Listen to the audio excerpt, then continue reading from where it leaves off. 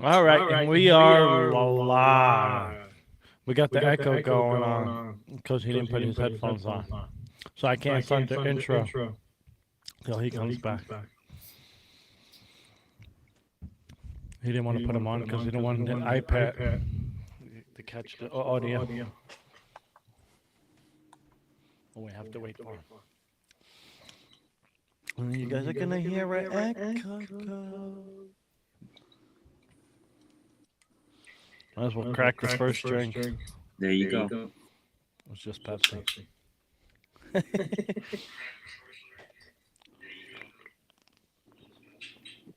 You could hear him in the other room.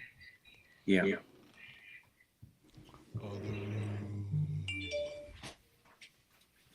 Other room. We gotta wait for everybody.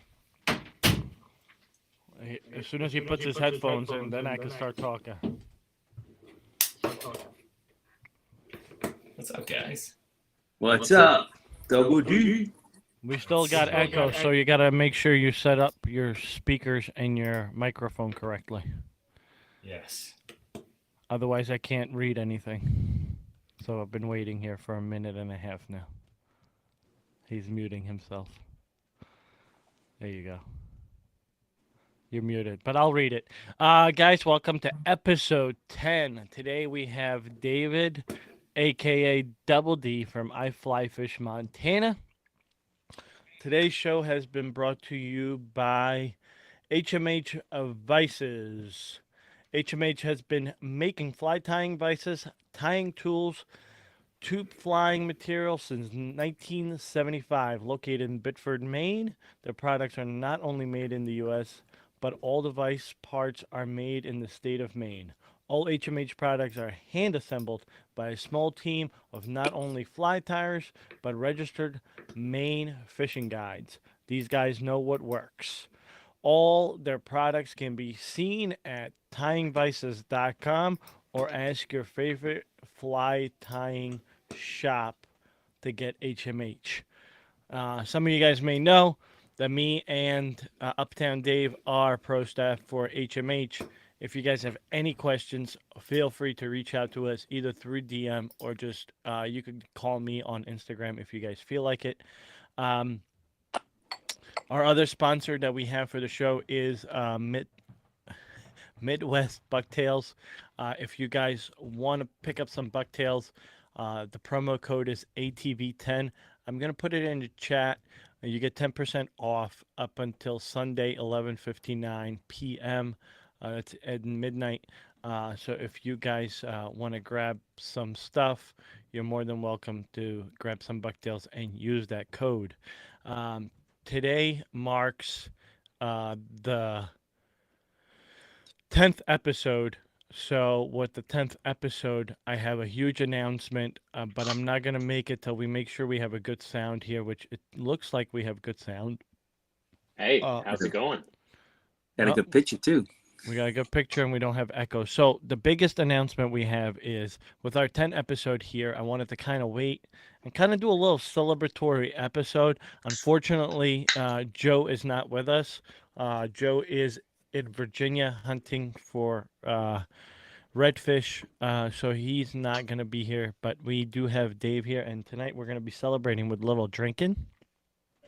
I know Uptown Dave's probably not prepared for it, but I figured since Double D was coming on, we might as well get a little, fucked up.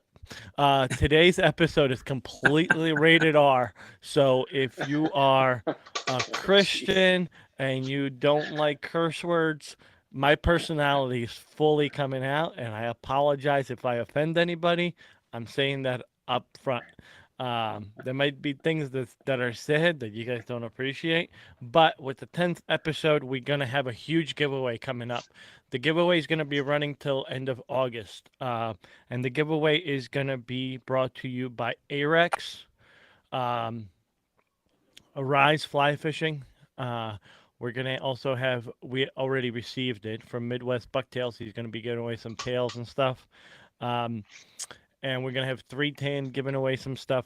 It's not going to be a reel. It's probably just going to be like, a t-shirt or whatever. Or a hat. Or a hat. I'm throwing out of my own thing. As you guys could see, I got new hats available on the website. So if you guys want to pick up Hooked on the Fly hats, you can. I'm going to be giving away olive one. Dave's got this one. These hats are pretty awesome because they have the UPF 50 built into them. So it's pretty cool. And I'm going to be giving away some of the trout stickers.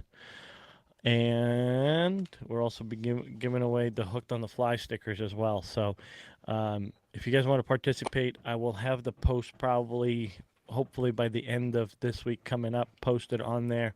And the things are going to be listed on there. It's going to be a solid giveaway. There's a ton of stuff that Arex is donating. So stay tuned for that. But we're done with that. All right, let's go to our guest.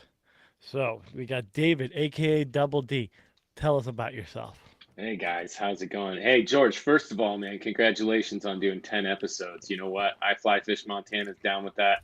We'll throw in an I Fly Fish Montana prize pack with some stickers and a t-shirt. All right. Thank you. Oh, that's Thank cool, you. man. Thank you. Yeah, you bet. Thanks for having me on the show. What do you want to know? Just tell us intro about yourself. Then we'll get into all that stuff. But just Sounds a little bit good. about yourself.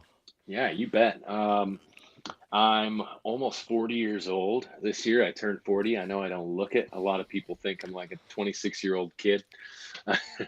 I live in Western Montana. Stevensville is where I'm at now, which is in the Bitterroot Valley, about 45 minutes south of Missoula. I've been fishing out here in Montana for the last decade. Give about last decade and a year, so like almost 11 and a half, 12 years. Jeez, I've been out here for a while. Went to school at the University of Montana for journalism and began doing I Fly Fish Montana while I was at the college there. I basically wanted to report on conservation fly fishing news, like anything that had to do with fly fishing and conservation within the state of Montana is basically what my focus was. That focus quickly turned into drinking and tying flies. As a buddy of mine, Graham Gardner, had this crazy idea for a fly tying show. He's like, man, you got this cool sponsor, like this beer sponsor, David. We should just tie flies and drink beers in front of the camera. And I was like, right on, let's do it. He's like, we could call it tipsy tying, bro.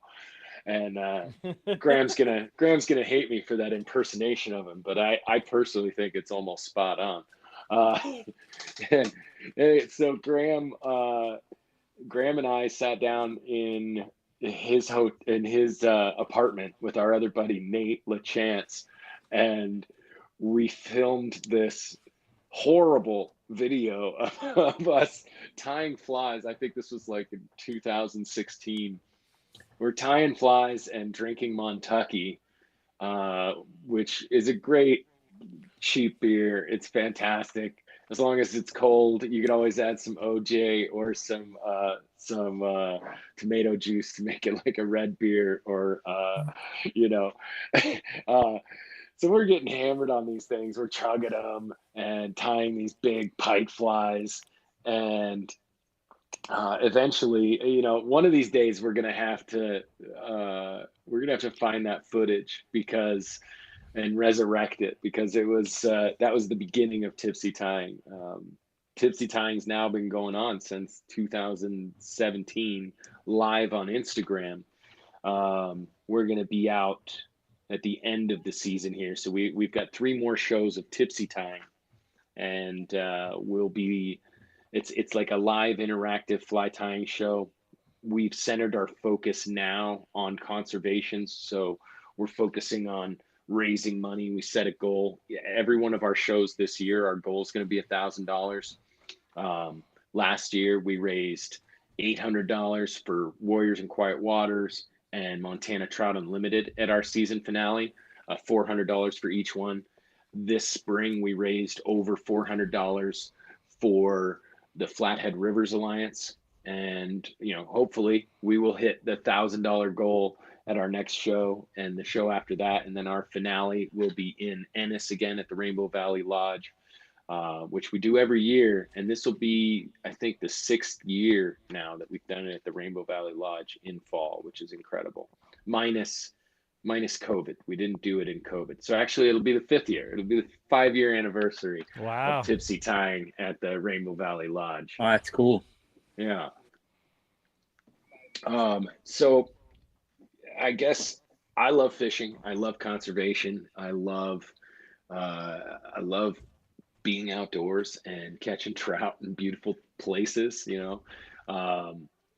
and that's kind of where I've wanted to shift my focus with everything I fly fish Montana, is into conservation and into the fisheries. As you know, a lot of our fisheries are struggling over on the West Coast in Montana. We're having some serious issues on the Gallatin River, on the Big Hole, just issues with trout die-offs and hot temps in the summers, agriculture taking a lot of the water and stuff like that. So it's definitely become my main focus with I Fly Fish Montana, and that's going to be the driving factor behind the whole project. I really want to focus everything that we've got onto our local fisheries and for trout. So if you're a nonprofit organization or a conservation and you're watching this, please reach out to us. We would love to promote you and help you in any way we can. Just send us a message and tell us what you're all about, and we'd love to help out. Awesome. So yeah, so that's what I'm up to now. I'm a bartender. I used to be in a band. I used to be a front man for a rock band way back in the day, back in like 2005 to 2009. I was the lead singer of Saving Arcadia, which we did like Warped Tour, and we did the Hempfest tour and some other stuff. So those were the good old days. And since then, I've bartended, done concrete, been fishing my entire life. Only been fly fishing for just over 10 years now, but I'm always down to learn more. There's always more to learn, right? So, Always. It never ends. Always. One of these days, I'm going to pick up a bait caster and learn how to like bass fish. That's just stupid. You can do that with the fly rod, man. So out of the whole conversation you just started, an introduction, that was the dumbest thing you could have said. You got to try everything once. So it's a funny thing that you said that, because I watched a video the other day. Did you know that fly fishing influenced bass fishing tournaments to release fish? Wow. So back in the 50s, I think they started. This guy was catching bass, and he's like, I forget his name, but he was like, this is like awesome. Like, I look around, and every Saturday morning I go, there's people on the lake. They're catching bass. Everybody's having fun. Why don't we make a show about this? Why don't we do like a tournament? And that's where Bass Pro was born, the tournament. So every year, for like 10 years, they did this tournament, but at the end of the day, all the fish were dead because there were no live wells, no nothing. They just killed them and ate them. So he thought about it. He went fishing with a bunch of guys catching trout, and they're in like the North Carolina mountains or something catching little tiny trout. And this guy caught like a big 10-inch brookie. I mean, you don't get 10-inch brookies on the East Coast, really, unless you're fucking lucky nowadays. And everybody was like hooting and hollering, and they were like so excited that he caught this 10-inch brookie. He released that 10-inch brookie, and everybody's like, yeah, cheering him on. And the guy looks at him, he goes, now why did you release him? Well, so that way he could have more little brookies, and down the road, my kids could catch those little brookies. And he goes, holy shit, if we keep doing everything that we do in the bass industry, and when we catch these bass and kill them, eventually the lakes are going to be empty of bass. And then we're not going to have any. So that's when live wells became live wells, and now all the fish from all the bass tournaments are released back into the lakes to preserve the fishing. So fly fishermen taught bass fishermen how to release. Catch and release. That's awesome, man. Pretty That's cool. a really cool story. Yeah. And it's So you know they completely true. have fly fishing guys in the bass tournaments now. Yeah, this past year was the first year they had fly fishing guys that actually won the tournament. Exactly. Oh, wow. Yeah. On fly rods. A couple of guys from, I believe they were from Tennessee. They must First be time some ever. fishy Tennessee guys. Fishy, ultra fishy. I mean, they walk into the fucking church and it's like, Jesus, are you guys fucking fish or what? You know?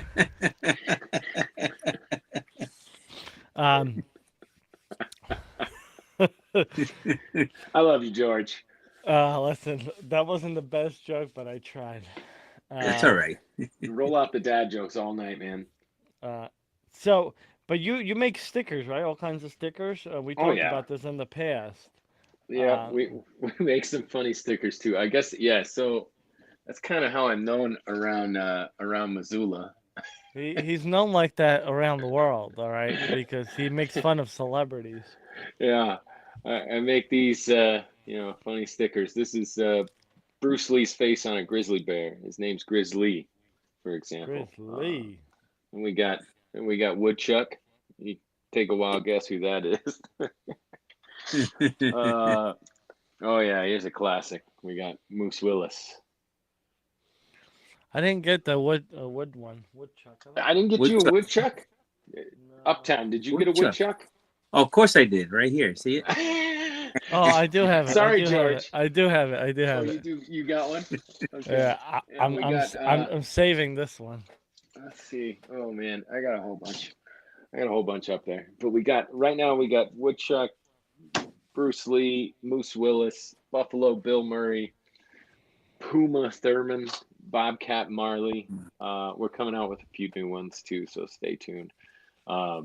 It was quite something actually to be making these stickers for so long. And a friend of mine sent me a picture or a screenshot, should we say, of one of my stickers on Adam. Oh gosh, I don't even know his name, but he's from he's in a ton of TV shows. He's from Step Brothers. He's the crappy half brother, Brennan's half brother or whatever. Oh, I know The what you're jerk. talking about. Yeah, Adam Smith or Adam Stone or something like that. He's in Parks and Rec. Yeah, he's a bunch of stuff. Yeah, a bunch of stuff, a bunch of Netflix shows. Anyway, he had a picture of Moose Willis on his Instagram. Just boom. This was the post. And he's like, my recent trip to Montana, I bought one of these stickers. And I've been looking at it from every conceivable angle, and it's flawless. So, and that was let me ask you this. Thousands of people saw that post. This is gonna sound fucked up, but do you think Go if for Bruce it. Willis saw that picture, do you think he would wonder how that happened? Because he lost his memory or whatever? Oh God, I don't know. Maybe he'd think he's a moose. God, I love that guy so much. Holy shit. When Bruce kicks the bucket, dude, I don't even want to think about it because I love Bruce. Like Bruce was so much part of my childhood, man. So yippee ki yay, motherfucker. Bruce Willis has a special place in my heart, man. Die Hard to me is a Christmas movie, and I try and watch it every year. And when he passes, I'm going to be watching Bruce Willis movies for a month. So listen to this. The job I work now, right? Yeah. First day I'm going. I went to our main warehouse, but we have a New Jersey-based warehouse, and I'm going to this warehouse with this guy, and he's like, you got to hit that restaurant right there. And I said, oh yeah. He's like, yeah, that's Bruce Willis's spot, because he's from Jersey. He's from that town. Willis is from Jersey. Yeah. Oh wow.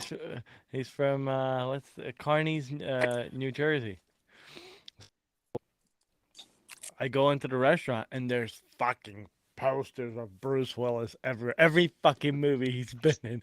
They're all signed. They got pictures of him. So I'm gonna I'm send you like, more of these. You're gonna stick them to the walls. I'm gonna put him right on their fucking front door. They'll tell Bruce, and then Bruce will call me. Hey, He's not gonna remember. hey, kid. He's not gonna remember. Yeah, jeez. I feel so sad, man. I'm so I love sad the guy. about Like, Bruce. so the fucking thing is, all of us at work, we love Bruce. Like, all of us, we absolutely man. love him. Like, he's great. But Bruce in Willis the is the man. past 2 years, he's been releasing nothing but shit movies, and we're like, why is he releasing shit movies? They're like He's got a lot of complete medical bills, man. Well, no, they're complete shit. But now we understand why they're complete shit. He probably didn't know what the fuck he was signing and just signed on the paper, let me just do this movie. And he couldn't Yeah. remember his lines. He didn't know who these actors were. It was just a bad situation. I completely understand. The most fucked up thing is, in my opinion, is he was fucking Demi Moore for the longest time. And I hope he could remember what he was getting back then. Because Before Ashton Kutcher came along. Well, listen, whatever. It doesn't matter. But besides that, you got on your website, you have your stickers on there on I Fly Fish Montana. I do. Now, be careful about going to the website and ordering everything. The website is not like fully functional yet, which we should probably just put Under construction. Yeah, an under construction thing, because we're working on stuff. So we definitely we've just had a ton of issues with the website. We've been going during COVID, right before COVID. There's these people who like to go to your website and like implant comments that it's like hacker comments, right? So if you have any kind of forum on your website or any kind of reviews or commentable material, they can like implant and put these, all these phishing things and hacking things into the website. So we've been cleaning it up for the last few years. We just moved the entire site. Now we're kind of just rebuilding from scratch. So It'll be up soon. It'll be up soon. If you want stickers or you want hats or shirts or anything, just get at us on Instagram. Shoot us a message. I'd be happy to send out some stickers with anything you order from me personally. All right, cool. That's what I wanted to address because I didn't want people getting on there and then they're having problems and they can't get what they need to get. Yeah, absolutely. Yeah, just go to our Instagram and DM us, and we accept Venmo, PayPal, Apple Pay, any of that stuff. Okay, cool. Yeah. He does. What got you started to fish? What's that? What started you to fish? Oh man, I think I started fishing at like 5. Me and a friend of mine, which was 35 years ago now. Man, I think of that, and I don't want to think of that. I lived about a 15-minute walk, about a 5-minute bike ride from the Nisqually River in Washington State, which is one of the largest glaciers to come off of Mount Rainier, and just a beautiful scenic fishery. Used to be a lot of salmon, used to be a lot of steelhead, sea run cutthroat, just a really beautiful fishery. So I used to fish that all the time, and was able to ride my bike down there and fish and go up to my buddy's place to his pond or just over to a local lake, and did a lot of spinner fishing, with foxtails and a lot of bait fishing and things like that. So I've always loved fishing. Mastered the bait side of things, I think, in the spinner fishing with panther martins and such. And came over here to Montana in 2012, and I immediately picked up a fly rod, went to the Missoulian Angler and got an Echo base model, with Okay. the just the full package, the fly line, Right. everything, and I started fishing. And yes, yeah, I definitely watched a river runs through it numerous times to be like, oh, that's where I gotta go. I gotta go to the Blackfoot, to fish. So here I am going to the University of Montana in Missoula back in 2012, and I'm learning how to fly fish, which is an entirely new thing. But seeing as I had kind of already had like reading water down and kind of fish behavior, definitely not like brown behavior or like brown trout behavior. Brown trout behavior to me is totally different. I had never fished for browns. I had never fished for bass. I had basically only fished for rainbow trout, cutthroat trout, steelhead, and salmon over in Washington. And I will tell you, I don't fish for steelhead anymore. I don't even fly fish for steelhead. I haven't had any opportunities to go on rivers where there's no issues with steelhead. It's not it's like a personal preference, I guess you could say. I don't want to mess with the steelhead right now. I think they're in a really fragile place. So I grew up on the Nisqually River in Washington State, and one of the tributaries to the Nisqually River is the Michelle River. It runs just probably 5 miles past where I grew up, upriver. It runs into the river, and the mouth of the Michelle is a few 100 feet across. And in the 80s, we were getting runs of steelhead, and the steelhead would cover that entire mouth. Right? Just thousands of steelhead when they're running. They'd come up and they'd go up the Michelle and they'd spawn. And now, we're lucky. We're lucky if there's 20 or 30 that make it through the weir, 30 Wow. miles downriver Wow. from there. So, I'm not fishing for them up here in any of the areas in Idaho where they do have a season for them, but I don't think you should have a season for fish that are coming back in countable numbers.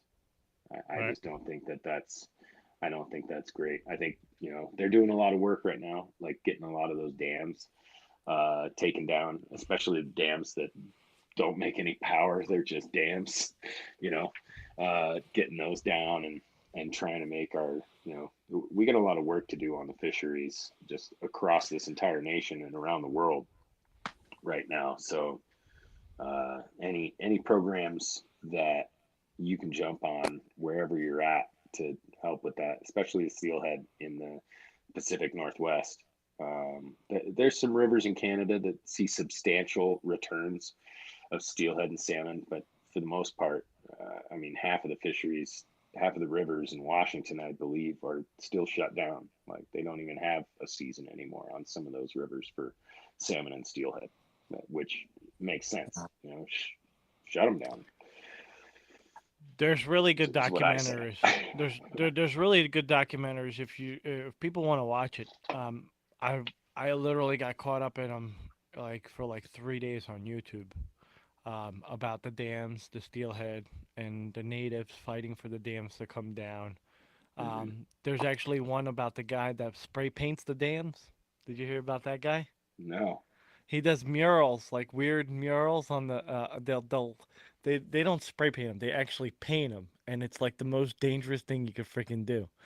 And what they'll do is they'll watch the dam for a few days, and I'm giving away the documentary, but it's pretty cool. So they actually do secret ops onto the dam to see when the security's going by, and then they'll sneak on when they're between shifts and rappel down the dam What? and paint shit, like get rid of the dam or whatever. And it takes them like all night. So they have like these buckets and they're just covered in paint. And then eventually they'll like rappel down and there's going to be guys with boats at the bottom of the dam to take them out. And they've gotten arrested, they've gotten in trouble. But then like the whole town sees it, as they're driving by. They see that on there. And it's helped drastically with taking dams down That's out west. awesome. The documentaries are freaking awesome. I mean, there's a lot of them, especially about Steelhead with dams and stuff. Yeah. So there was this dam in Washington that comes off of the Puget Sound there and goes up the Elwha. So the Elwha Dam, the Elwha River on the Olympic Peninsula in Washington. They destroyed that dam, and they were like, "Yeah, after a few years, we might see some numbers returning." No, I They can't. came that year. That year They came they back. came that year, man. Just Yeah. in the tens of thousands, I think, and maybe even in the hundreds of thousands, something like that. And it's just like, this is a no-brainer, where we're at right now. We've got to figure out a way to just make this stuff happen faster. Well, it's not even the steelhead. It's the same thing with the East Coast. I mean, we don't on the East Coast we don't have the clean rivers like we used to. But in Connecticut they had a program for a few years where they were stocking Atlantic salmon and they were seeing if they would go out and come back. They did it here in Jersey with sea-round brown trout. There's a river that Dave, you actually fished it. Oh yeah. The mouth where we fished, where you hooked your fluke. Yep. That's the Manasquan River. It goes up. Oh, okay. Sea-round brown trout used to come up that all the way towards where we were fishing, where you lost that big striper. Right. And they tried to restock it, but if you have dirty water, they're not going to come back. And you got to keep that, going and going. So you'll get maybe one or two coming back, but it was nothing that was like, woohoo, they're coming back. But in Connecticut, they were doing the same thing with Atlantic salmon for years. And they would get maybe like 100 come back after, over like 10,000 or 100,000 they were putting in there. Like the numbers were like complete dog shit. So they started taking out a couple of dams, like smaller dams, and they didn't start seeing the stockers come back. They started seeing wild salmon come in. And this just got reported, like, I think last year, they reported that people were catching wild salmon on those rivers.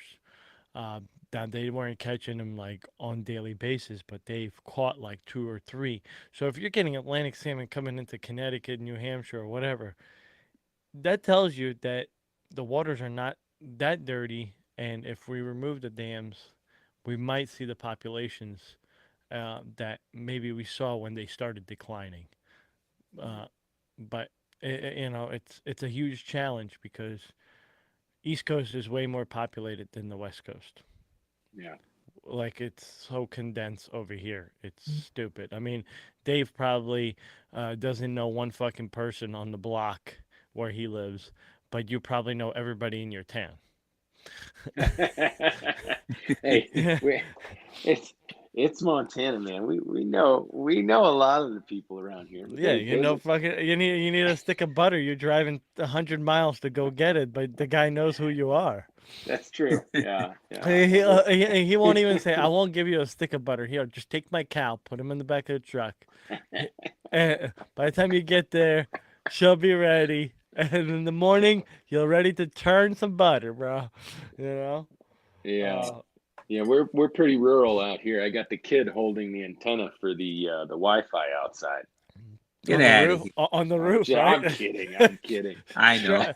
Strapped to the chimney just so it doesn't fall. Hey, wake up! Like, if you see him reaching down below, he's got a little buzzer, like electronic buzzer. Hey, no sleeping. It's not an electronic buzzer. It's a dog collar. It works. So,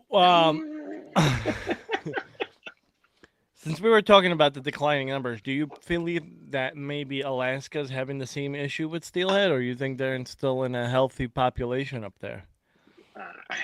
I'm not a biologist by any means. I think that I think that our oceans and our fisheries are suffering, and it definitely.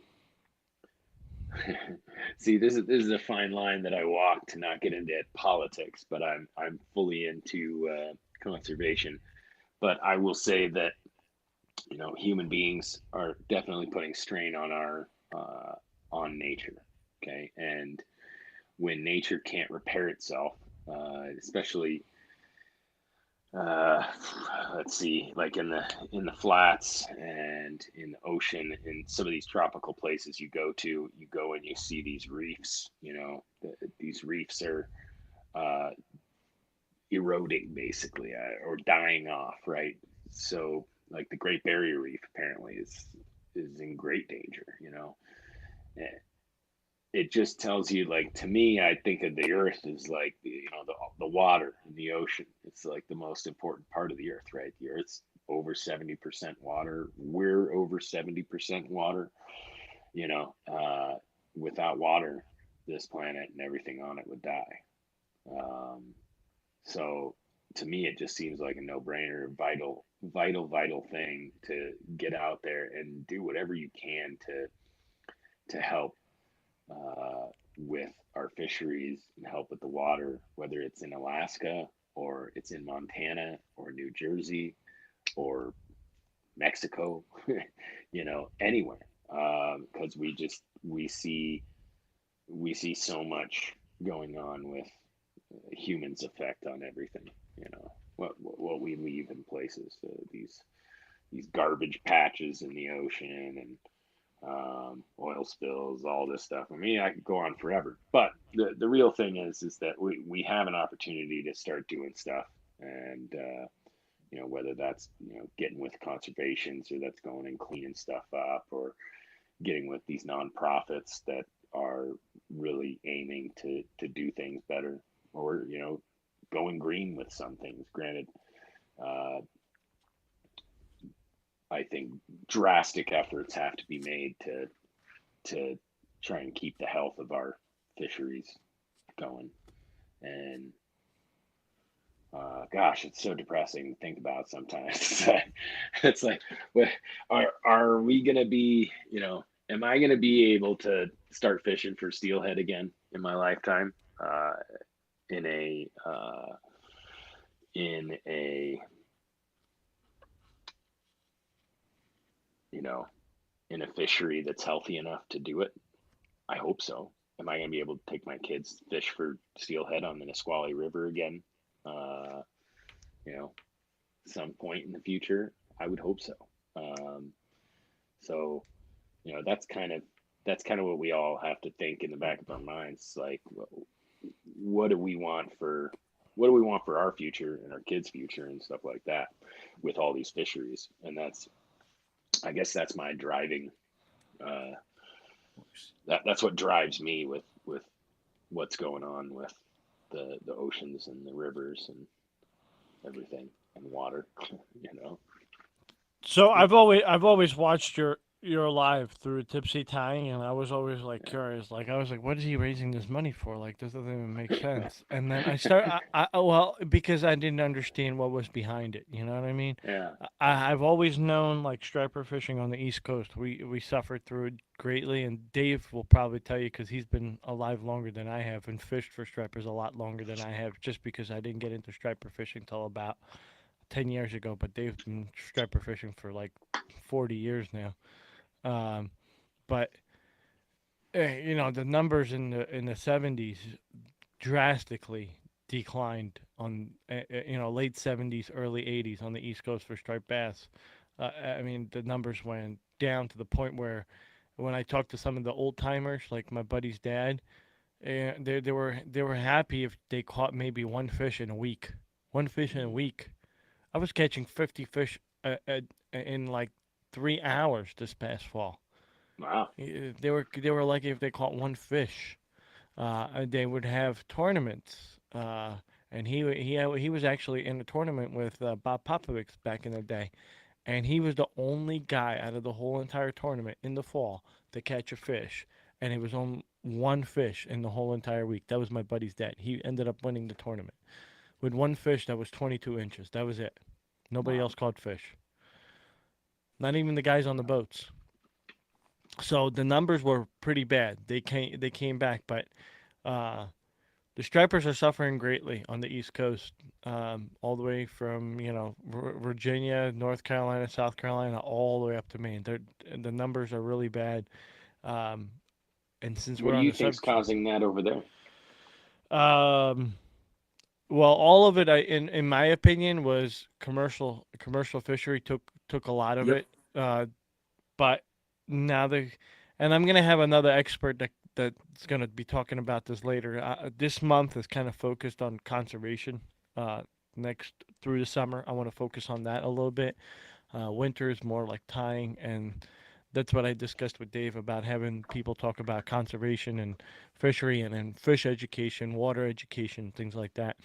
But now I believe there's only 2 states you're allowed to commercially fish for striped bass, and I believe Massachusetts is one of them, and Maine's the other one. Um, but now I think in this day and age with everything, I believe every state on the East Coast should make you register and pay for a saltwater license. I wouldn't Yeah. say you need one for brackish water, but I would just make it saltwater, and that includes brackish water. But I think if they made it a payable license, and they would have more people issued fines for stupid shit they do, it would slow down. It wouldn't stop it, but Dave could tell you from his own perspective when he goes to New York, one of the piers, you're gonna see certain type of people, and I'm not gonna get racist in this, but there are certain type of people that are not educated in fishing and what they're allowed to keep and what they're not allowed to keep because where they come from. Where they come from, you catch a fish, you take it home. Yep. My parents always tell me, where are my fish? I said, I fish a stream where it's catch and release only. And there's no keepers, even trophy, there's no keepers for small fish, no nothing. It's catch and release only. Well, that's stupid. Just put it in a cooler. I said, and it doesn't work that way because then guess what? My son, that's 2, he's not going to have any fish to catch when he's old enough to go by himself.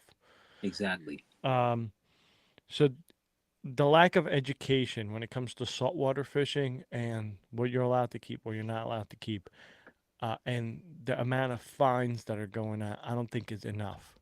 Um, if you watch some of the shows on TV, you'll see the game wardens issue out a ticket here and there on saltwater. We don't have enough game wardens to issue out as many tickets as we need to issue out on daily basis on saltwater. Same thing with freshwater. I think there's a lot of people that go night fishing and they illegally catch a lot of small fish. I see it every day. I mean, when I go striper fishing, there's a guy that fishes with us, and we've tried everything. We've tried talking to him. There's people that slashed his tires, um, broke his nets, and he doesn't stop. He keeps the fish. If it's an inch shorter, he keeps it, and it's not Wow. right. It's not right. So they released a new regulation for the East Coast for stripers. It's going to be in effect, I believe, July 1st, where it's going all out. You're only allowed to keep fish between the size of 28 to 30. Before it was between 28 and 32. Some people disagree with that. Some people do agree with that. It's a sore subject because everybody's got their own opinion. I'm not a biologist, like you said, so I can't say whether that's right or that's wrong. I haven't been in the saltwater game long enough to know whether that's right or wrong. Every person that's been in the game long enough um, says something different. But I do agree. And when I found out what you do for these rivers and how you help the rivers, and not just for the sake of the river, but also for the sake of the fish and our future as human beings, God forbid the world ends and that's got to be our source of food, we don't have a source of food. Yeah. Um, or just in general, it's a good recreation for kids to get away from things. There's so many veterans that benefit from going fishing. It helps drastically with PTSD. It helps me. I mean, that's why I started it. But I got this year. I finally, it was it like a month ago. I did my first thing, my You raising the did. money, Heck yeah, um, man. and I jumped on it. I mean, the first thing I asked you, how do I get involved? What do I do?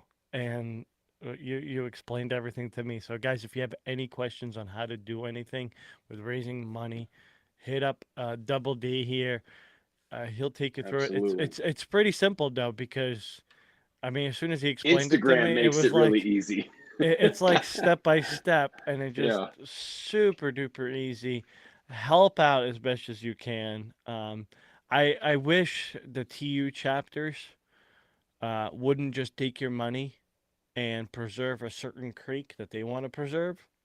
Mm. They would actually put that money towards things that like you raise the money for, or actually put it to use and actually take the chapters out there and clean these rivers and preserve them and restructure them instead of just giving the money to somebody and they don't really know. And I think there's a lot of TU chapters that are not doing what they're supposed to be doing. Mm. Yeah, I'd be Because curious to find out about that. Wow. There's.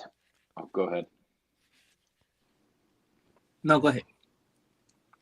I'd be curious to find out about that, but at the same time, I can speak for Montana TU, and I can definitely speak for our local chapters, the Bitterroot chapter and the Missoula chapter. Man, they've done some amazing work on the creeks, on local creeks around here. Amazing restoration work, um, and they have definitely been at the forefront of a lot of battles with big industry, mining industry, stuff like that in the state of Montana. So, so I don't know about your experiences over there. I would almost guess that some of the TU chapters over there may be older. Maybe there's some other politics tied into it. I don't know. But I'd be curious to find out about that.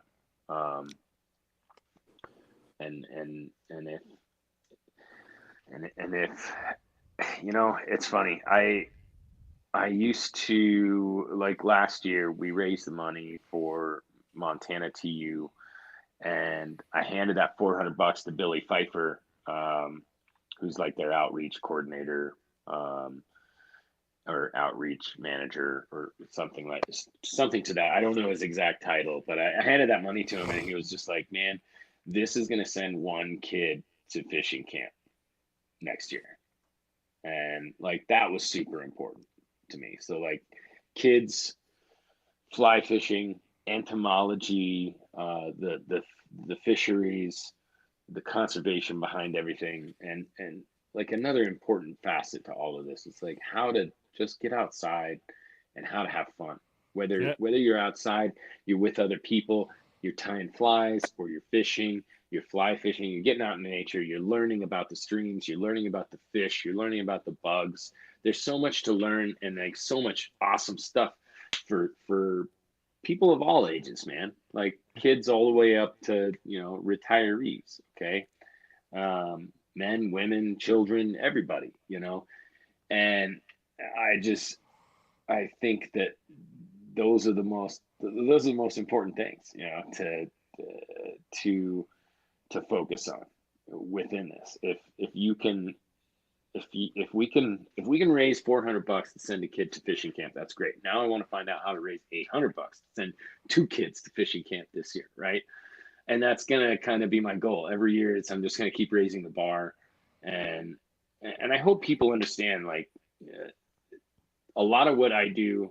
Okay, it might be funny stuff and might be stuff like this. Like, honestly, I didn't make these to make money. I haven't made money off of them. I made these to make y'all smile. Like right. I do stuff like that to make y'all smile. We haven't I Fly Fish Montana has not made any money. Granted, we get a lot of cool stuff from a lot of cool companies that we get to use. We also, work with a lot of small businesses, right? We work with small businesses from Montana, small businesses from Canada, small businesses from the rest of the US, some international businesses like that are either based in, the fly fishing industry or in conservation or whatever. But we work with those businesses to, expose them to our following. Like I made a decision years ago once, I think when we reached 5,000 followers, I just said, it's my responsibility to, okay, granted, I'm kind of an influencer, and I don't like that word.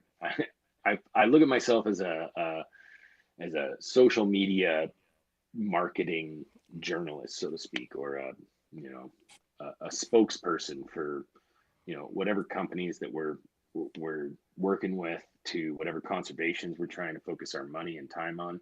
But by no means does I Fly Fish Montana make any money. Everything that we do make, we put back into these trips. We put back into these organizations, these conservations, and I just hope people understand that. Like I Fly Fish Montana is not my job. I am a full-time bartender and a full-time dad, and also of two other businesses that I run from home. So, it's take it as you must, but understand that, like, I've had some people in the past like question, oh man, you must be making a lot of money with all these fundraisers and stuff. And I'm like, dude, all the money goes directly to these people. They're called fundraisers for a reason. Yeah, they're Exactly. called fundraisers. Like we're giving all this money. Like, first of all, the beauty of the Instagram thing is we don't even touch the money, right? Like, Yeah. we don't even touch it. It goes to Instagram, and they actually pay. I looked into it and I researched it, and it all goes directly to these organizations. And Instagram doesn't take a cent. Granted, I think Instagram probably claims the donation, and they probably, it's a tax write-off for them or whatever. You know what? We're still getting the money to the conservation, and that's really all that matters. I mean, there's no easier way to collect money than that. Now, the Yeah. only thing that I would wish, I would really wish that a lot of these programs, and I don't know, every program I've ever focused on when it came to fly fishing is let's just get together, let's learn how to tie, and let's go fish.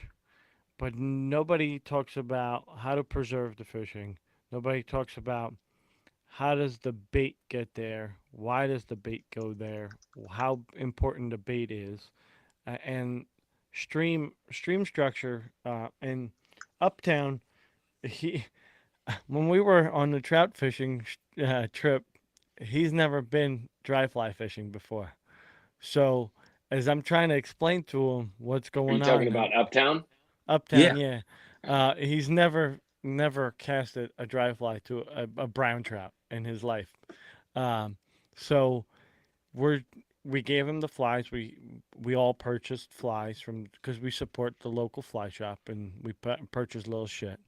And everybody's explaining things that how they go, and we're talking, having conversations. Hey, I wonder if these flies are gonna be hatching. So, dude, Uptown's fucking brain under the hat, I could see the steam just building up because he's like, holy shit, there's an emerger. Holy shit, there's this done. There's a spinner.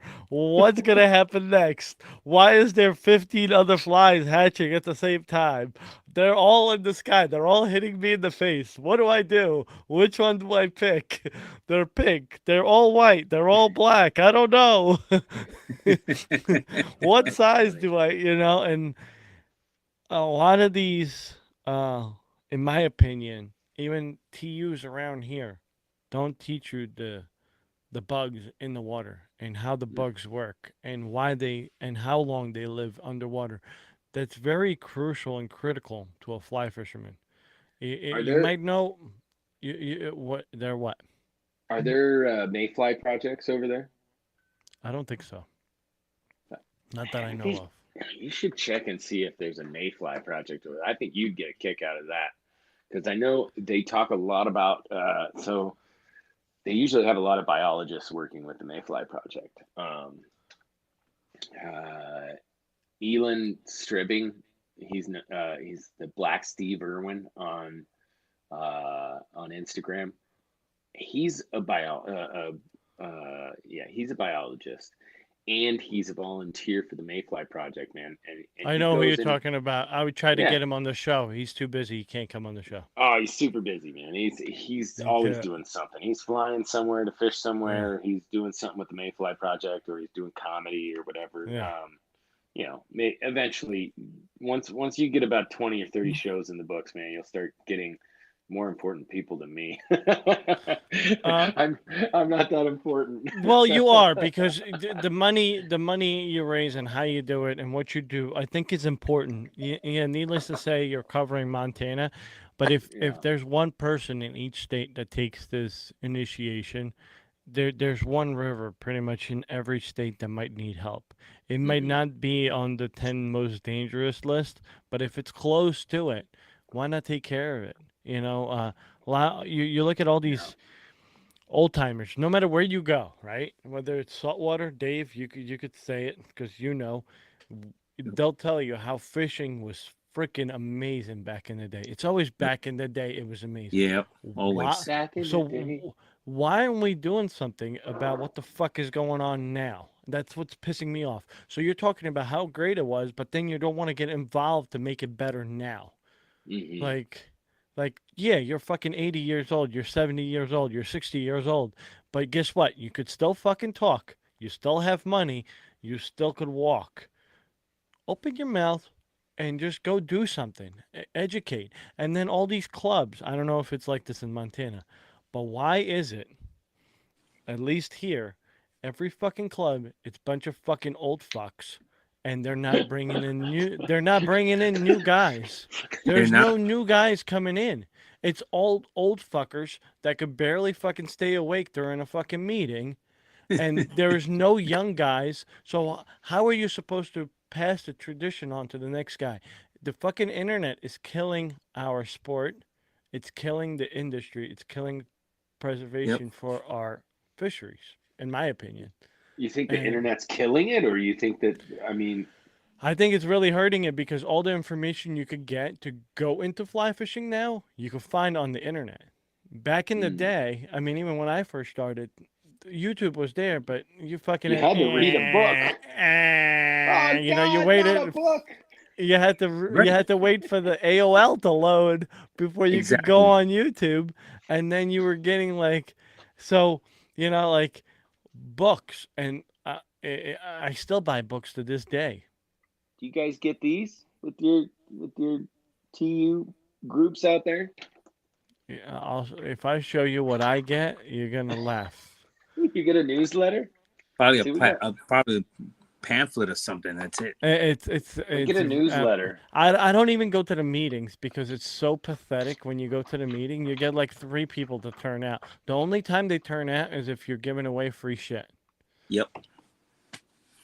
Yeah. I mean, I think what you guys got to do, rally with your state and try and get, some Trout Unlimited license plates. Get some, you guys, I mean, that's where it starts, is like going to these meetings and saying this stuff, man. Ruffle some feathers, dude.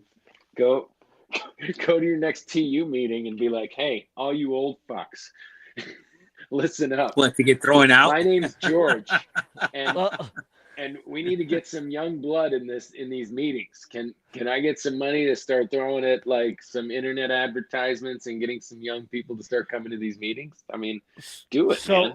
But no, you know what I mean? Like I'm part of a few clubs, and Lou is one of the tires that comes to the fly fishing show. So Lou's watching Uptown. He is. Yeah, and he said we've tried for years. Younger crowds don't show up. So, I don't know what the fuck to do, but I'll tell you this. The first time I went to a meeting, and it was a TU meeting, and then it was a saltwater meeting the next day. I show up in there, and I was 25. I walk in there, every fucking guy was no younger than 65. So where are the guys that are 50, that are 40? Where are they? that are 30. They're not They're there. too. Yeah, there might be dads. They might be busy with their lives, but eh, I think we don't do enough, in my opinion, on the East Coast here to get everybody to come out and do something. Maybe do a barbecue, maybe make a bigger announcement, give There you shit go. away to get the crowd to come in. Maybe get a big vendor that, a big barbecue joint that does barbecue and have them fucking cater for the whole entire fucking weekend. And all the money that's raised, give him half of it. And then he could write it off. There's a tax write off as a business. If you host it in your place, there's a huge, huge tax write off in the state of New Jersey. I know that for a fact. But I don't know about New York, Pennsylvania, and all that.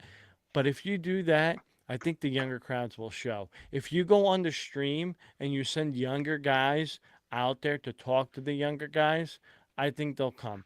The problem is that the younger guys are not talking to the younger guys. And then when they do talk to them, the younger Yep. guy will come talk to the main guy that's in charge. And it's talking to a fucking old guy. The old guys really need to teach the young guys everything so the young guys can approach the younger crowd with the Yep. younger way of speaking. Like, yo, you know what I mean? Instead of, do you understand, sonny boy? Because Back you when I can't. was your age, It's 'cause- we used to have to walk up the creek uphill both ways. So out west, you guys tie a lot of Catskill style flies, right? Because they work. Now things are getting adapted as you're tying these flies. So I'm part of the Catskills Fly Tying Guild, where they teach you how to tie the traditional Catskill style flies. But it's a bunch of old fucks. And Lou, I'm not meaning you because you're still in like the same age as me. But I'm talking about you got 65-year-olds that can't fucking see. They don't know whether they're like we do a Zoom call and they think they're in focus, but their whole face is in focus and the fucking fly is a blur, and I can't see what he's tying. Wow. I even offered. I said, let's meet up somewhere, and I'll bring my camera gear, and I'll zoom in on your fly because your flies are so nice, and you could tie it up, and we could make it nice. We have younger guys that could do it. They don't want to do it, and it's just that preservation of the beauty of classic Catskill style flies is gonna disappear in the Yep. next 20 to 30 years. It's just gonna be gone. It's only gonna be on the internet, and half of the shit that's on the internet is tied incorrectly. And that's the way I've been doing it for fucking 14 years, and my flies never fucking rode the water the right way. And I've missed many fish because the flies were not tied correctly. Now, there's new patterns that are evolving out of this. Catskills Fly Tying Guild is so stuck on tying the old way and not introducing some of the new patterns like emergers. Maybe like the comparadons with a deer hair. They're sticking to the old styles in that, and I don't like that. I don't like that. It I love the club and I love what I learned, but I wish we could do a lot more than that. And I don't know how to do more than that. I really don't. I feel as if I'm going to talk to them, they're just going to be like, whatever, dude, we tried and it doesn't work. What do you I don't think, know. Uptown? Well, I really don't know about the dry fly stuff. But talk about saltwater clubs. They're the same way. Yeah, They're the they same way. stuck to their own way, their own ways. That's the problem. And then trying to get these young people, they're like, I'm not gonna listen to that old guy. He don't know what he's talking about. That's their attitude. I'll find it on the internet. Hey, You that guy got that I some really young punks over there, man. The old guys know Yeah. everything there is to know about fly fishing. the young guy that the Joey Schmoey fly tying fool on YouTube, he showed me how to do it the right way. You don't know how to do it. Did you see his camera setup? He's got like a $10,000 camera. Dude, the picture was perfect and I didn't have to open a book and read line by line how to do each step. It was all on a video and I could hit pause, replay, and I Yep. watched how to tie it the wrong way, but he did such a good job tying it the wrong way. My fly didn't even swim right, but he did it the right way. Yep. It was high quality video. But Yep. yeah, you know, it sucks. It sucks. What are you sipping on there? Because I don't have your video in front of me anymore. This is diet, and I have. If you guys are interested, I have these cool koozies. Oh, They're hooked Ooh. on the fly koozies. There's black, koozies. Yeah. and there's olive. So if you pick up a black hat, you could get a black koozie to go with it, or you could buy the olive one. Did you And get get the those from olive one. Logan? Yes, I did. My man. He's a good guy. And the hats came out pretty good. So you're sipping on diet and what else? Diet Coke, and I have some Bradshaw Kentucky Straight Bourbon. Ooh. This I- is. Ooh. I went with what you said to go with. Does it taste like a smoky tire? Oh yeah. It's a trans-dimensional smoky dram. Wow. So this is 103.8 proof. 103.8. Yeah. Wow. This is But- 51%. 145. For this is 51.9. This So is that's probably 102, maybe yeah, yours. it should be 102. Yeah. If you haven't tried this one, I highly recommend it. This is made by Terry Bradshaw. This is his brand, but it's Oh, wow. Nice. it's absolutely delicious. So you got to do a Terry Bradshaw sticker. You have to. Terry Bradshaw. I don't know what it would be. I don't know. You got to figure it out. But I need one so I could send it to all my Pittsburgh friends. Okay. That's right. He was on the Steelers, wasn't he? Yeah. Yeah. He won the championship in 74, 75, 78, and 79. Man. So Double D, what was the Four biggest rings. fish you ever caught? The biggest fish I've ever caught. It's probably a 27-pound Chinook salmon. Oh, okay. Yeah. That's probably That the must have been a biggest nice fish I've fight. ever caught. Yeah, I've lost some bigger ones. I'm gonna ask you this: what's your least favorite fish to catch? My Whitefish. least favorite fish to catch. You know, that's a tough one, man. Because I like catching fish. You know, I would probably say a sucker fish. You know, I can Maybe give you sucker. one, and I can't stand them little bastards. what's that? Fucking Steve Robbins. If you What is fish the it? salt, you're gonna get. Sea exactly robin. They Sea got robin. wings. They got wings. They got wings. They're ugly. Matter of fact, someone posted on IG tonight or it this was afternoon. Dennis. It was Dennis. Oh, it was Dennis. He caught it Dennis on caught the one. clouser. Yeah, he caught one on a clouser. Yep. Yeah, I catch him on the pink and white clouser all the time. Yeah, these Hey, things, Uptown. man. Did Yeah. you've been down to the Bahamas? No, never did. Oh, okay. But you've been, Yeah, have you been to tropical salt? Yeah, Okay. like Puerto Rico, Ecuador, Dominican Gotcha. Republic. Have you caught bones? No, I caught. Always- I had I always- one. I had I one. always went out on the boat. Deep Oh, sea, okay. blue sea. Yeah, Oh, nice. caught a So like wahoo. snapper and grouper. Yeah. Why you didn't catch a bone? No, No. I wasn't on the beach. I always went Double on the D. boat. Double D. What's You that? never you didn't catch one. Dude, I had four opportunities to catch one, George, and I didn't get one. Why? Oh, get out of here. Poor I'm gonna tell you- calves? I'm gonna tell you the dumbest story ever. Right, my first. Well, cat. save it for the after show. That's gonna be the ticker. All But right. I'm gonna say, I gotta say this. So Lou said the whitefish is native to Montana. Lou is very educated when it comes Yeah. to fly fishing and It is. education. I love talking to Lou. He is like a wealth of knowledge. Me and him don't have enough conversations, and Lou's definitely gonna come on the show soon, hopefully. Right. But this is funny. And Dave, Uptown, I don't know if you noticed what's behind him on the wall. I don't know if you could see or not, but it says hatch chart. But every time I've ever seen him tie flies, It's always squirmy wormies. Squirmy wormies. Are they on the chart? Are they on the chart? Is the squirmy wormy on the chart? Right there. Available all year long. Get out of here. You see that? The green line goes all year. Wow. Look Look at that. Jesus Christ. All year.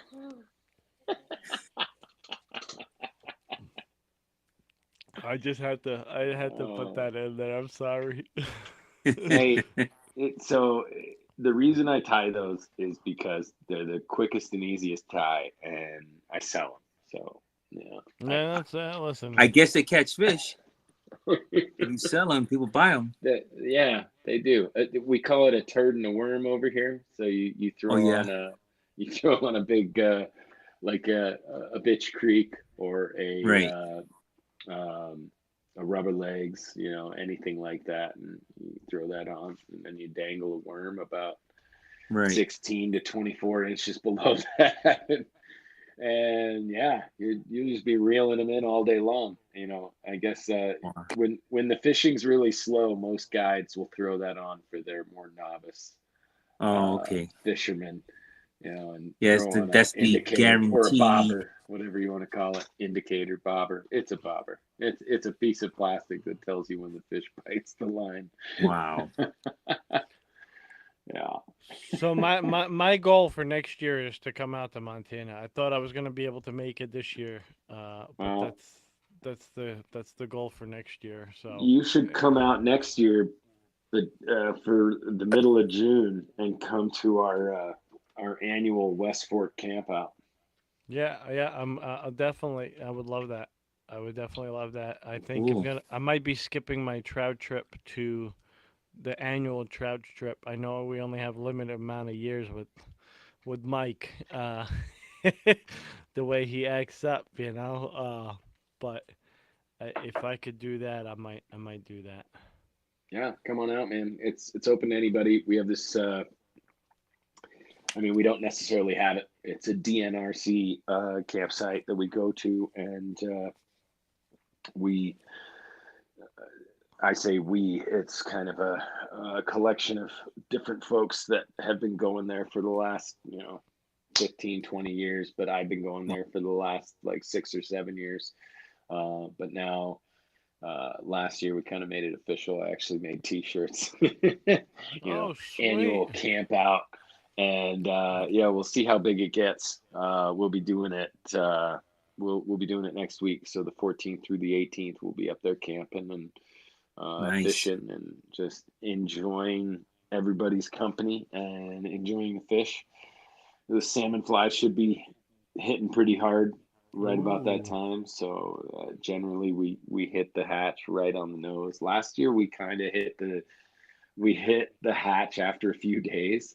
So all of the fish had basically gorged on the salmon flies, and they were no longer taking a salmon fly. They just didn't want nothing to do with it. They were like, they wanted nothing to do with it. If you caught a fish, if you happened to catch a fish, which you still could, it just wasn't lights out. But if you happened to catch a fish, you could feel their bellies like moving. Just full of bugs. Of salmon flies this big, man.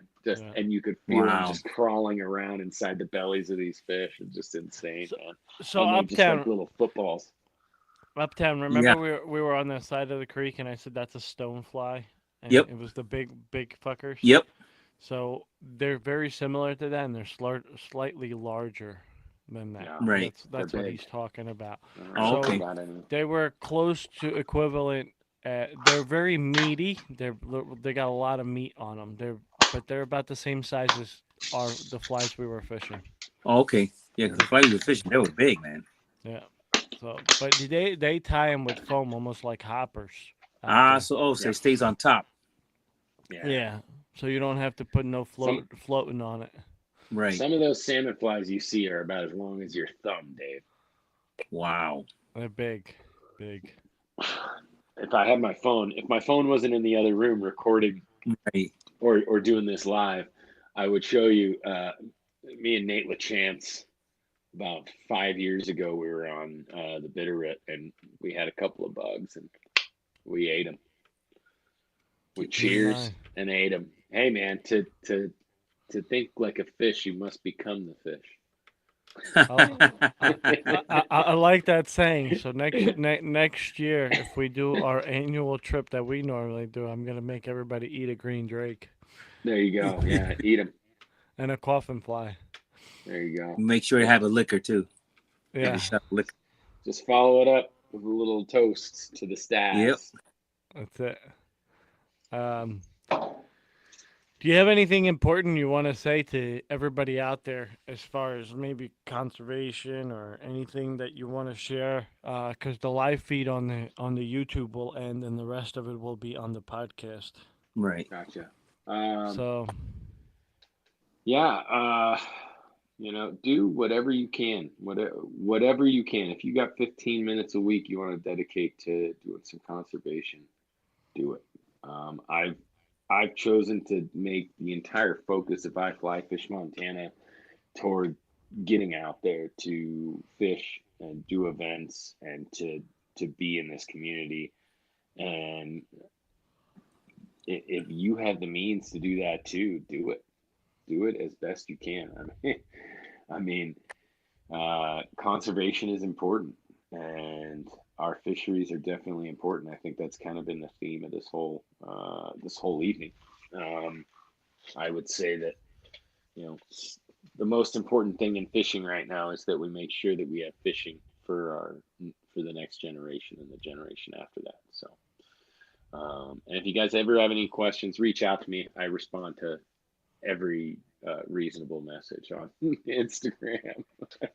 If you start asking him what color underwear he's wearing, he might not answer.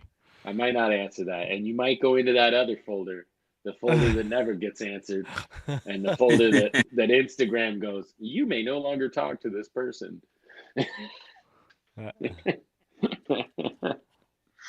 Yeah, but yeah, thanks. Hey, George and Uptown, thank you guys so much for having me on your show. Yeah, you're welcome. It's a pleasure. Anytime. We'll definitely dive into you coming back next year because I want to see how the program and everything's progressed with you. I always enjoy talking to you, and it's always fun. So if you guys want to check out the after show, you guys are going to have to wait till tomorrow to see it. But it'll be uploaded probably by noon tomorrow. If you guys want to check it out, it's going to be, gloves are coming off and we're getting a little nasty and we're going to talk the truth. Taking the gloves off. We might even get Double D to play us a song. And on this thing. Oh yeah. Look at that. Oh, he plays it all the time. So people really appreciate it. So he could actually even bring his Instagram page back in and just mute us. He's just got to mute it. He's just got to mute it. Appreciate it. So he could actually even bring his Instagram page back in and just mute us. He's just got to mute it. There it is. Now he muted it. And then when he mutes it, then he could play, and people could hear him, and he plays his people as they're coming into the room. He'll be like, here comes Uptown Dave 69, and he'll sing it and play a theme to it. So I really appreciate everybody coming in that came in, that participated. I am not going to eat a Hellgrammite because there's no Hellgrammite. There's not that many where I fish. You see maybe one or two, but I'm not doing that. But I will, Dennis, if you join us on the yearly trip, I will make you eat a green drake and jump over the campfire like we made Uptown Dave jump. And you might have to fight the island bear one night. But before we drop off, so me and Dave, we did a trip that with my friends. We always do it every year, and I invited Dave to come out. And Dave caught his first brown trout on a dry fly, right, Dave? Oh, yes, I did. It was awesome too, man. Thanks, G. And I go cast right over there. This is where you want to cast. I said, if he's not right right where your fly is right now. He's gonna be right at that rock right there, and bloop, here comes the fish and ate his fly. And I said, okay, so now you've been christened, now you're on your own, and I kind of walked away. And just let him be and kind of let him try to figure everything out on his own. He did good. He slayed the smallies on dry flies, slayed them. I wish he would have got another big brown during the big hatches, but Yeah. when they get really selective, it's really tough. I mean, I had to wait till it was almost pitch black to actually land one of them. Yep. But then we did a smallie trip, and Double D, you're gonna get a kick out of this. So we take my raft, and we're floating down. I have this whole plan. This is what we're gonna do. We're gonna do a 16-mile float. We're gonna do 10 miles the first day, and do 6 miles the second day. And in between the 2 days, we'll find an island in Pennsylvania. Okay, so if you think about the East Coast, it's heavily populated. But when you go to PA, when Up Down saw where we were, he's like, "Holy shit, there's cows here."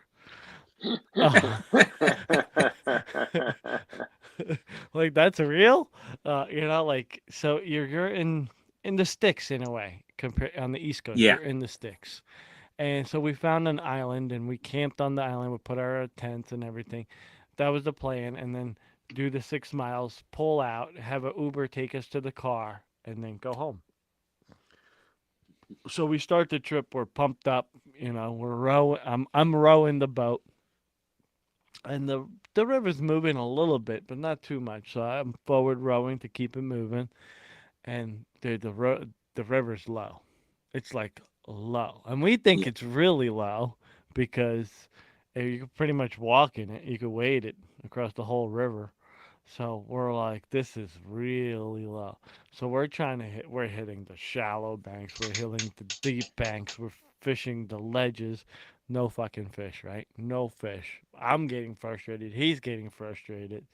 Then I'm burning because I got no suntan lotion. I'm wearing Yeah. shorts and freaking flip flops. So I asked this kayaker, I was like, let me get some suntan lotion. So we pulled up. He gave me some.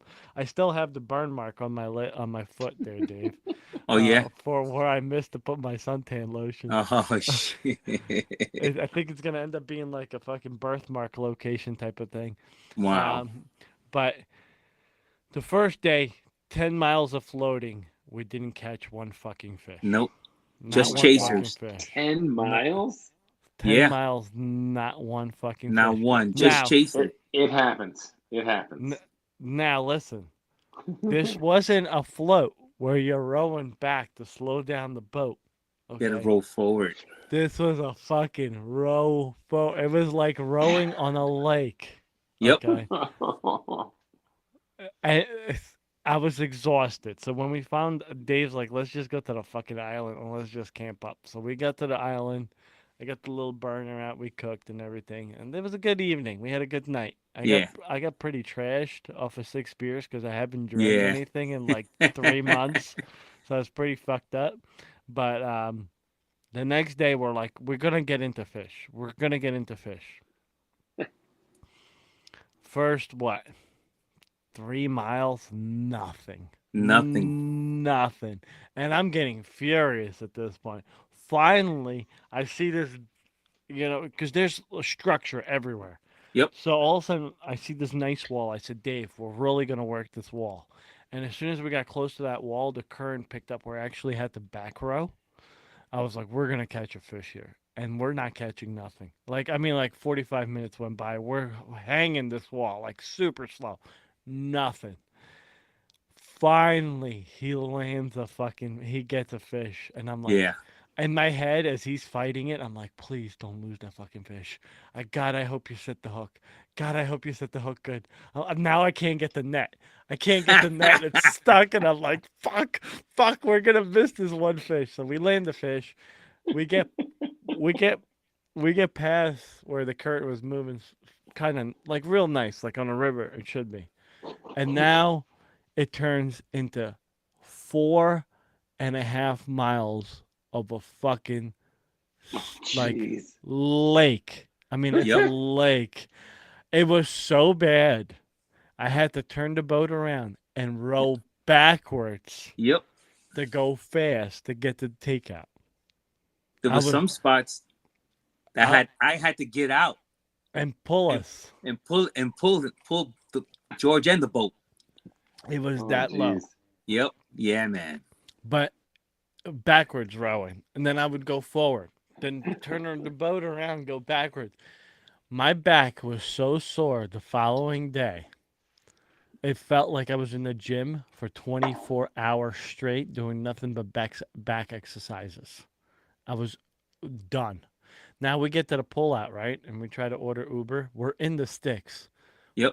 Uber's unavailable. Uber's Yep. unavailable. Uber's unavailable. I'm like, holy shit. Wait, you're So trying Nor- to order food, or you're trying to get a ride out of there?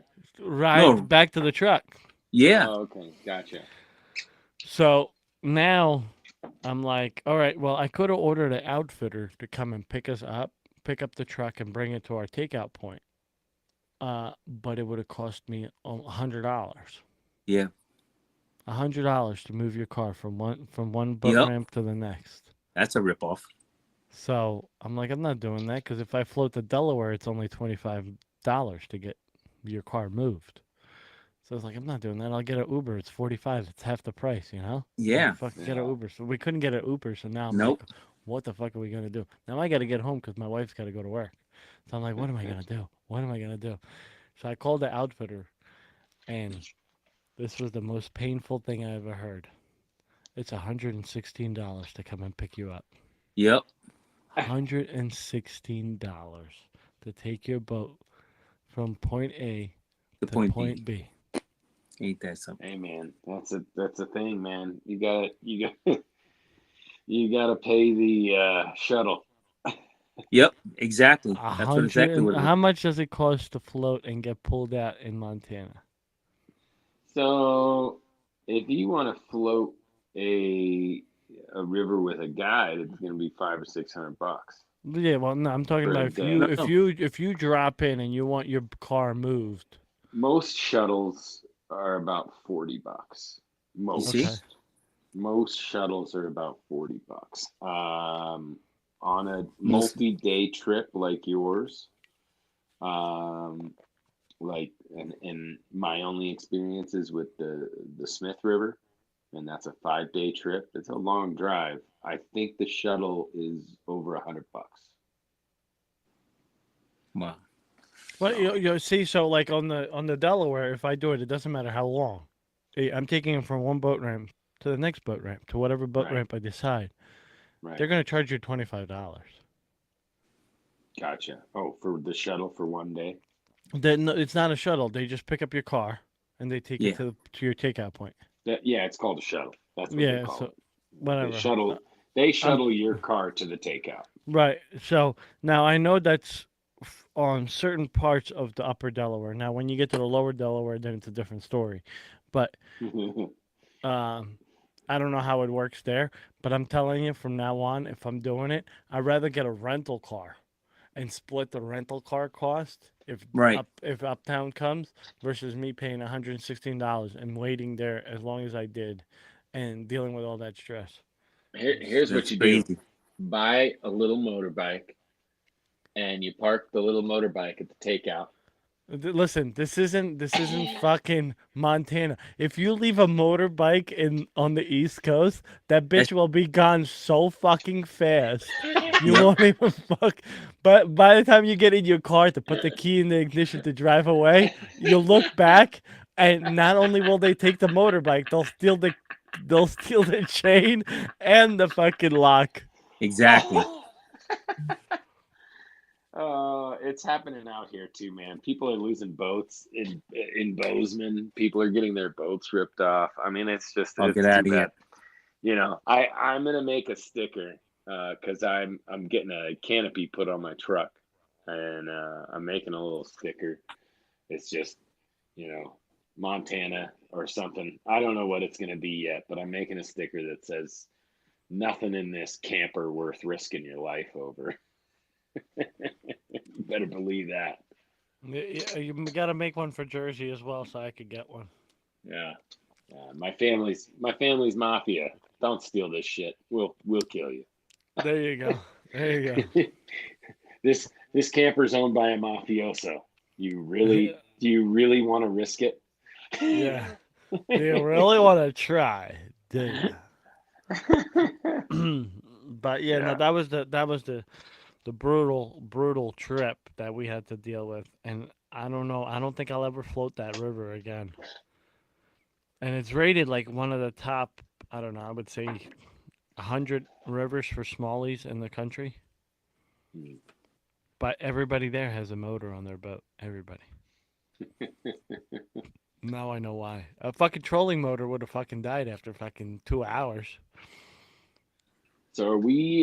Have we crossed into the after party with the gloves off? Not yet. We're waiting for Dave to come back so I can say goodbye to everybody. Oh, okay, I just gotcha. had to say that story because there's a few listeners that watch this live now that would have probably appreciated that story Gotcha. and were wondering. Yeah, Uptown had a rude awakening when it came to dry fly fishing and learning all of that stuff because that's a lot of stuff to learn. Yeah, it was rough. Let me see here. I'm gonna go. I want to see what this looks like right now because I can't see your face. Yeah, well, you can't end it either because you're only at 31% uploaded, so it's your internet that's screwing up. Well, no, I just want to see what this looks like. All right, I'm back. There we are. Uptown's back, so we're guys. Thank you for coming.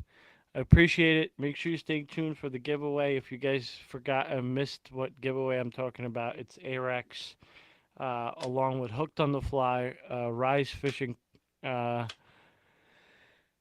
We got 3 tanned, and I Fly Fish Montana is going to be throwing in a bunch of stuff. From me, you're going to get stickers, you're going to get a koozie, you're going to get a hat, and a bunch of other stuff. But Midwest Bucktails is also doing it. If you guys want to pick up some bucktails, make sure you hit ATV 10 when you do your checkout. You get 10% off till midnight on Sunday. But I appreciate Dave for coming on. You're always a trip, and if you guys want to hear the after show, check it out. It's gonna be pretty awesome. Heck But- yeah, man! Thanks for having me. You got Hey, it. you're welcome. All right. Well, viewers, have a good night. Hey, I like to say my regular sign off for tipsy tying. Is that cool? Go. Cheers, much love, and tight lines, y'all. Have a good one. There you go. We don't have a cool thing like that. We just say we're part of the mafioso. And I ended it A at that.